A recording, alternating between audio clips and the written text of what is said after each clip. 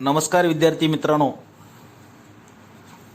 भारतातील आदिम जमाती पाहत असताना आपण भिल्ल आणि तोडा जमातीविषयी माहिती पाहिलेली आहे.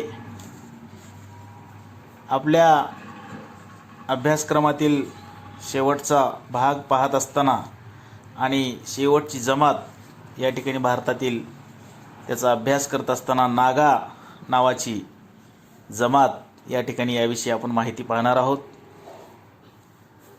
नागा उत्तर पूर्व भारतातील एक मोठी व राजकीय दृष्टीने जागरूक अशी त्या ठिकाणी जमात आहे. या जमातीचे सांस्कृतिक केंद्र नागालँड आहे.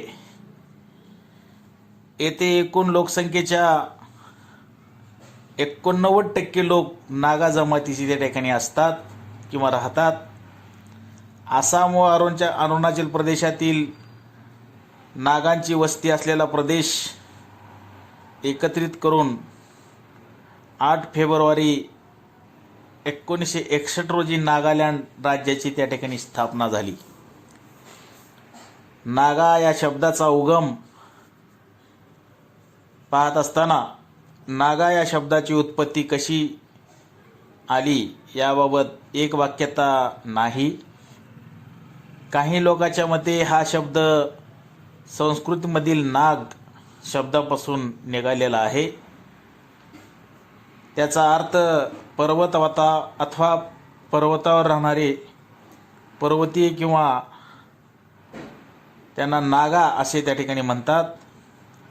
याशिवाय अनेक विचारवंतांनी आपली त्या ठिकाणी मतं या संदर्भामध्ये मागे मांडलेली आहेत. टॉलेमी नावाच्या तज्ज्ञांनी नागा शब्दाचा अर्थ नग्न असा त्या ठिकाणी होतो असा लावलेला आहे. अर्थात कपडे न वापरणाऱ्या व्यक्तीला नागा म्हणतात असं टॉलेमी यांचं मत आहे. J.H. हट्टन यांच्यामध्ये नग्न शब्दावरून नागा शब्द रूढ झाला असावा असं त्यांचं मत आहे. कच्छ भाषेमध्ये नागा शब्दाचा अर्थ एक तरुण लढवय्या व्यक्ती असा होतो. म्हणजे उत्पत्ती पाहत असताना या संदर्भामध्ये नागाच्या संदर्भामध्ये हे विचार पुढे आलेले दिसतात. प्रदेश बघा, नागा जमातीचे मूळ स्थान नागालँड आहे. नागालँडमध्ये कोहिमा, मोकोकचुंग, मणिपूर राज्याच्या त्या ठिकाणी त्यामध्ये समावेश होतो. नागाचे क्षेत्र 26°12' उत्तर ते 26°45' उत्तर अक्षांश आणि 94°18' पूर्व ते 94°50' पूर्व रेखांशामध्ये जवळपास 20,000 चौरस किलोमीटर क्षेत्रामध्ये त्या ठिकाणी वसलेले आहे. याशिवाय हिमाचल प्रदेश, आसाममध्ये सुद्धा काही प्रमाणात नागा लोक राहतात. या ठिकाणी नागाच्या उपजाती पाहत असताना नागा प्रदेशात नागा लोकांचे अनेक समूह असून ते विविध उपजातीमध्ये विभागलेले आहेत.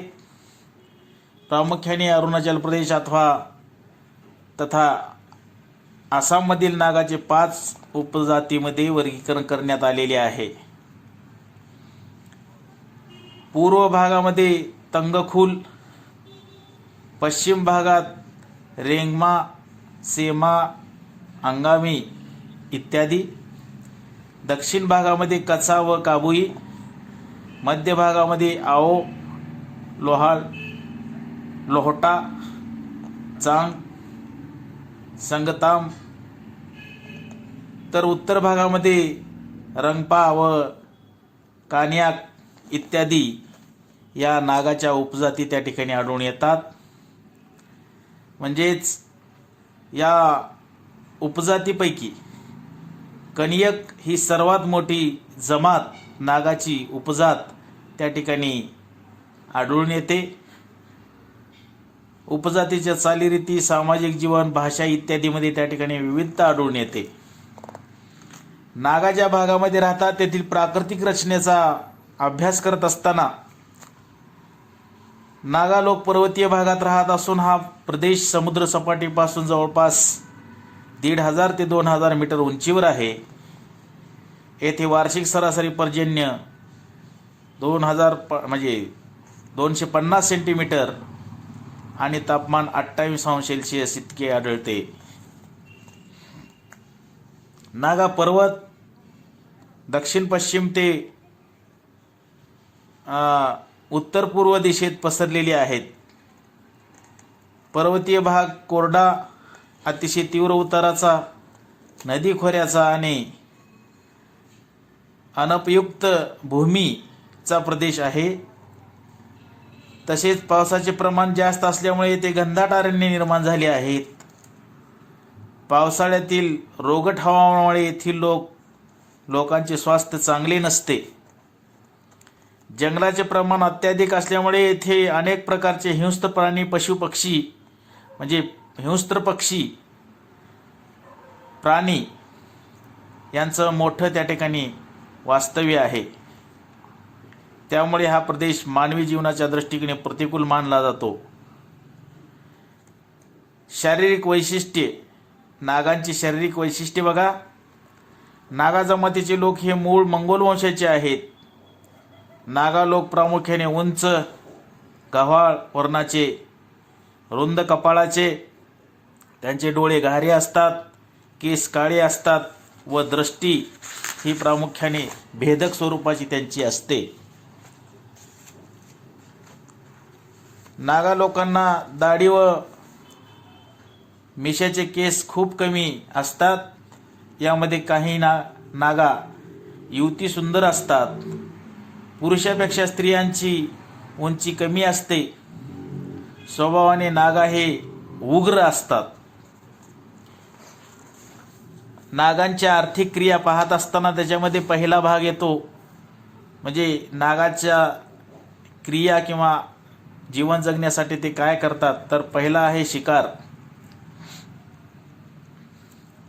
नागा लोक शिकार करण्यात तरबेज आहेत. प्रत्येक प्रदेशानुसार नागा लोकांची शिकार करण्याची पद्धत वेगळी आहे. शिकारीसाठी वेगवेगळी हत्यारे ते वापरतात. त्यामध्ये भाले, धनुष्यबाण, अलीकडच्या काळामध्ये बंदूक इत्यादीचा समावेश त्या ठिकाणी केला जातो. शिकार सामान्यतः व्यक्तिगत आणि सामूहिक अशा दोन्ही प्रकारे केली जाते. मोठ्या जंगली प्राण्याची शिकार सामूहिक पद्धतीने केली जाते. शिकारयुक्त क्षेत्राचे व्यवस्थितरित्या निरीक्षण केले जाते आणि त्यानंतर योग्य पद्धतीने सापळा रचला जातो. ही शिकार प्रामुख्याने 2 गटाद्वारे होते. यामध्ये एक गट आतील क्षेत्रात असतो जो की अनुभवी असतो. बाहेरील बाजूस युवा शिकाऱ्यांनी घेराव घातलेला असतो. या क्षेत्राला घेराव घातल्यानंतर सर्व शिकारी लोक जोरजोरात आरडाओरडा करतात आणि प्राण्याला हुसकावून आपल्या जाळ्यात घेतात. यातून मिळालेला शिकारीचा वाटा प्रत्येकांना समान विभागला जातो. व्यक्तिगत शिकारीमध्ये कुत्र्याचा वापर करून त्या ठिकाणी शिकार केली जाते. शिकारीचे नियम सर्वांना पाळावे लागतात. कृषी कार्याच्या वेळी कोणतीही व्यक्ती शिकार करू शकत नाही. याशिवाय दुसऱ्या प्रदेशात जाऊन शिकार करता येत नाही. वेळ प्रसंगी शिकार केल्यास त्याचा अर्धा वाटा तेथील लोकांना द्यावा लागतो. मासेमारी हा त्यांचा दुसरा व्यवसाय, आर्थिक क्रिया आहे. मासेमारी व्यवसाय सामान्यतः नदी, तळी, डबके इत्यादी ठिकाणी केली जाते. मासेमारीसाठी कापड, गळ, जाळी इत्यादीचा वापर हे लोक करतात. मासे लवकर मिळावे म्हणून पाण्यात रत्सा नावाचे विषारी फळ नदीच्या प्रवाहात सोडतात. परिणामी मासे विरुद्ध दिशेत त्या ठिकाणी जाऊ लागतात. त्यामुळे त्यांना पकडणे सोपे जाते. रत्सा नावाचं विषारी फळ आहे ते. आर्थिक क्रिया करत असताना कृषी किंवा शेतीसुद्धा या ठिकाणचे लोक करतात. डाऊ जमातीच्या नागा लोकांचा मुख्य व्यवसाय शेती आहे. येथील शेती झूम पद्धतीने केली जाते. म्हणजे प्रथमतः वनाची तोड केली जाते. तोडलेली झाडे वाळल्यानंतर जाळून टाकतात. जळाल्यानंतर शिल्लक राहिलेली राख जमिनीवर पसरतात व 2 ते 3 वर्षे जमिनीत त्या ठिकाणी सुपीकता असेपर्यंत त्या ठिकाणी त्या प्रदेशात शेती केली जाते. त्यानंतर तो प्रदेश सोडून दुसऱ्या प्रदेशात स्थलांतरित ते लोक होतात. त्या शेतीला झूम शेती असं त्या ठिकाणी नाव आहे. झूम शेतीचे स्थलांतरित शेती व पायऱ्यापायऱ्याची शेती असे 2 प्रकार पडतात. मणिपूर आणि नागा टेकड्याच्या प्रदेशात राहणारे लोक पर्वतीय उतारावर पायऱ्यापायऱ्याची शेती आणि उत्तर पश्चिम प्रदेशात स्थलांतरित शेती करतात. शेती उत्पादनाच्या दृष्टिकोनातून नागा स्वावलंबी नाहीत. या शेतीमध्ये प्राचीन अवजारांचा वापर केला जातो, त्यामुळे शेतीतून फारसे उत्पादन निघत नाही.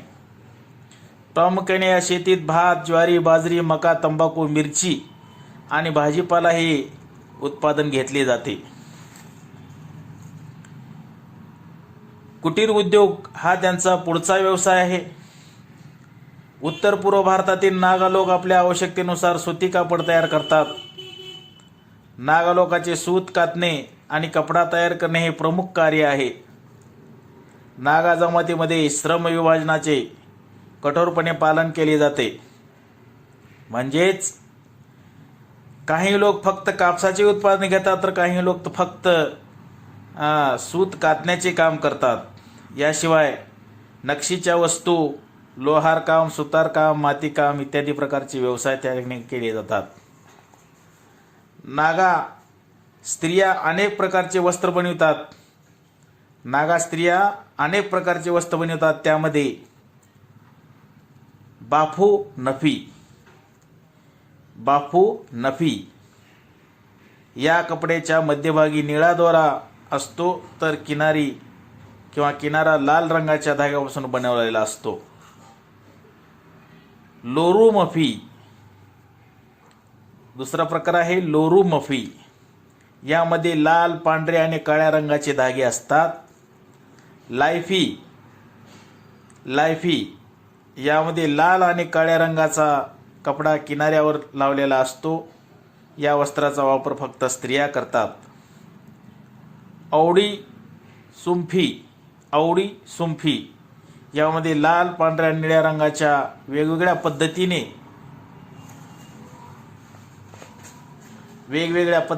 म्हणजे या ठिकाणी वापर केलेला असतो. या वस्त्राचा वापर सण समारंभ अथवा विवाहाच्या वेळी केला जातो. अशा प्रकारे वस्त्र बनवण्याचे काम स्त्रिया फार दक्ष राहून त्या ठिकाणी करतात.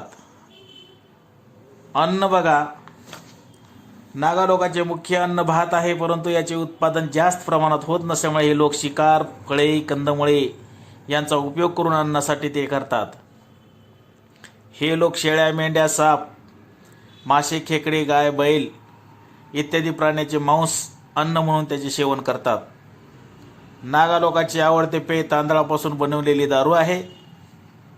काही लोक दारूला अधिक स्वादिष्ट बनवण्यासाठी त्यामध्ये धोत्र्याची पाने टाकतात. पोशाख या ठिकाणचा असा आहे बघा. नागा लोक प्रामुख्याने नग्न राहतात. यामध्ये पुरुष व स्त्रिया दोन्हीचा समावेश होतो. यातील काही जमाती वेगळ्या प्रकारचे कपडे वापरतात. कपड्याची निवड ही घरातील मुख्य व्यक्तीच्या मनाप्रमाणे असावी लागते. सण समारंभाच्या वेळी चांगले कपडे वापरतात. या ठिकाणचे हवामान उष्ण आणि आर्द्र असल्यामुळे हे लोक कमी कपडे वापरतात. तसेच जे लोक कपडे वापरतात त्याच्या कपड्यावर वाघ, चिता अशा हिंस्त्र प्राण्याचे चित्रे असतात. स्त्रिया विविध प्रकारचे अलंकार वापरतात. त्या आपल्या शरीरावर गोंदून घेतात. हस्तिदंत, शिंपले, मणी यांच्या माळा त्या ठिकाणी त्या स्त्रिया वापरतात. याशिवाय पाश्चात्य जगाशी ज्यांचा संबंध आलेला आहे व जे शिक्षित आहेत ते नागा जमात मात्र आधुनिक पद्धतीचा पोशाख वापरतात. निवारा यांचा पाहत असताना नागा लोक आपली वस्ती शक्यतो पर्वतीय सपाट भागावर करतात.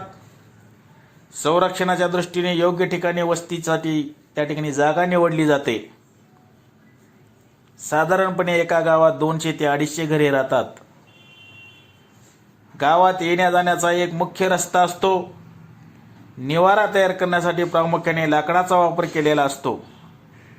छपराचे घर असते, परंतु ते मजबूत असते.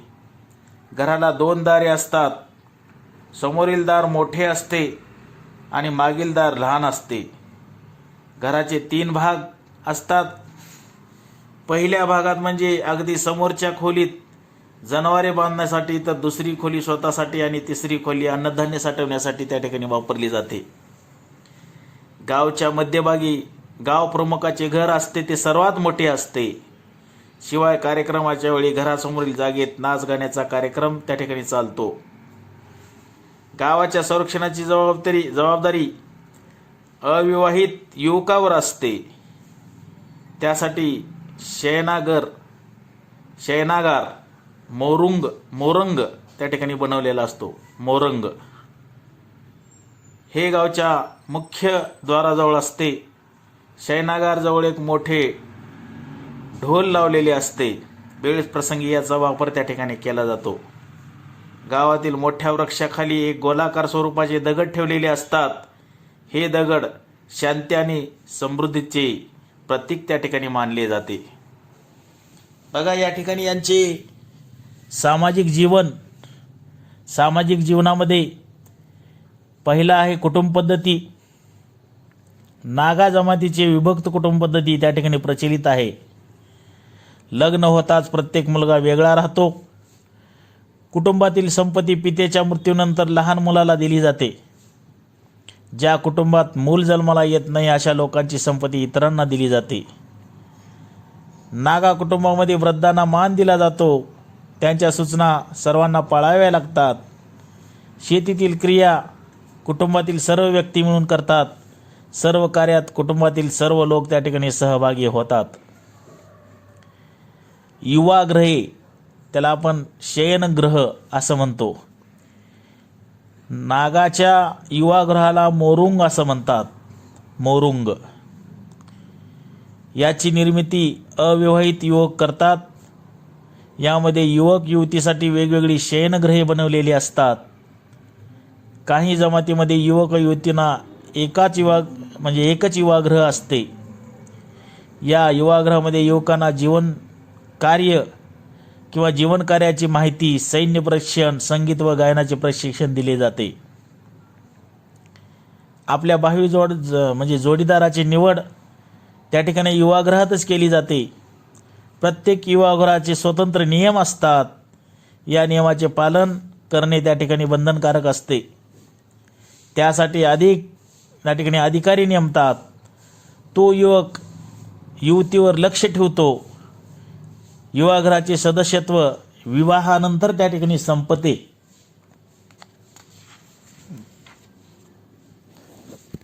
या ठिकाणच्या लोकांची विवाह पद्धती पाहत असताना नागा जमातीत विवाह हे वयात आल्यानंतर केले जातात. प्रत्येक युवतींना आपला जोडीदार निवडण्याचे स्वातंत्र्य असते. नागा जमातीमध्ये स्त्रियांचे प्रमाण कमी असल्यामुळे अपहरण करून मुलीला पळवून नेऊन त्या ठिकाणी विवाह केले जातात. विवाह शक्यतो कुटुंबातील सदस्याद्वारे निश्चित होतात. परंतु मुलाला जर एखादी मुलगी पसंत असेल तर तो आपल्या कुटुंबाला सांगून विवाह करू शकतो. मुलगी मिळवण्यासाठी मुलीच्या आईवडिलांना वधूमूल्य द्यावे लागते. लग्न कार्याच्या वेळी नाच गाण्याचा कार्यक्रम चालू असतो. नागा लोकात मुलामुलीतील प्रेमसंबंध वाईट समजत नाहीत. त्यासाठी आईवडील सुद्धा त्यांना प्रोत्साहन देतात. आपल्या कुटुंबातील मुलगी वयात आल्यानंतर तिच्यासाठी घराच्या बाहेर एक वेगळी खोली बांधून देतात. या खोलीत तिला भेटण्यासाठी गावातील अनेक युवक त्यांना येतात, त्या मुलीला भेटण्यासाठी. धर्म आणि जादूटोणा बघा त्या ठिकाणचा. नागा लोक देवदेवतांवर विश्वास ठेवतात. जे लोक सतत वाईट कार्य करतात त्यांच्यामुळे निसर्गात अनेक प्रकारची संकटे निर्माण होतात. त्यासाठी अशा भटकणाऱ्या आत्म्याला शांती मिळावी म्हणून अनेक पशूचा त्या ठिकाणी बळी दिला जातो. नागा लोक निसर्गपूजेवर विश्वास ठेवत नाहीत, तर फक्त सूर्य आणि चंद्र यांच्यामध्ये असणाऱ्या आत्म्याची पूजा करतात. यांच्या मते विश्वातील पंचमहाभूताशिवाय आणखी एक अशी शक्ती आहे जी मानवी जीवन बळकट बनवत असते. नागा लोक जादूटोण्यावर जास्त विश्वास ठेवतात. नागा स्त्रीला मूल होण्यासाठी किंवा होण्याच्या वेळीच त्रास होऊ नये म्हणून तिचा नवरा घरातील टोपल्या कापतो. पिकावरील रोगराई कमी व्हावी म्हणून माणसाचे डोके तोडून घरात त्या ठिकाणी टांगून ठेवतात.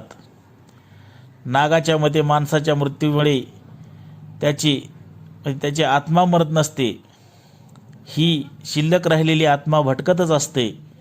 या भटकणाऱ्या आत्म्याला किंवा मृत्यूला वाईट कार्याचे फळ आहे असे त्या ठिकाणी ते लोक मानतात.